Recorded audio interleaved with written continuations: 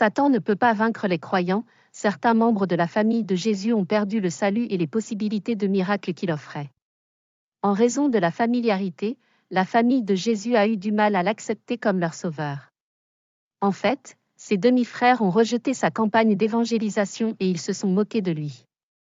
Les frères de Jésus croyaient qu'il était un lâche, et ils lui ont demandé avec sarcasme d'aller dans les lieux publics, dans l'espoir que certaines élites juives révèlent son ignorance.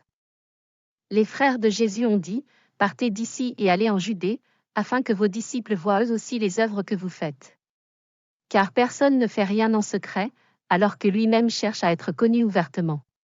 Si vous faites ces choses, montrez-vous au monde, Jean 7, 3-4. Pire encore, les pharisiens qui connaissaient la famille de Jésus se moquaient également et disaient, « Nous savons d'où vient cet homme, mais quand le Christ viendra, personne ne saura d'où il vient, Jean 7h27. » Cependant, Jésus a répondu à ces critiques et a dit, « Vous me connaissez tous les deux, et vous savez d'où je suis, et je ne suis pas venu de moi-même, mais celui qui m'a envoyé est vrai, que vous ne connaissez pas. Mais je le connais, car je viens de lui, et c'est lui qui m'a envoyé, Jean 7, 28-29. Leçon, le diable est toujours jaloux des réalisations de Jésus, et il tenterait n'importe quoi pour exprimer sa rage. Il tenterait également d'attaquer les disciples de Jésus. Satan tenterait tout ce qui lui passe par la tête et l'utiliserait contre les chrétiens, dans l'espoir de les faire dérailler. L'ennemi peut susciter l'opposition de ses amis et de sa famille, les épreuves peuvent aussi venir de loin. Cependant, les Écritures ont clairement montré que Satan ne peut pas vaincre les enfants de Dieu. Il peut essayer, mais il échouera.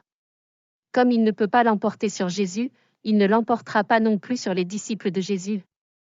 La grâce de Dieu est suffisante pour que les croyants puissent vaincre Satan et vivre triomphalement sur terre.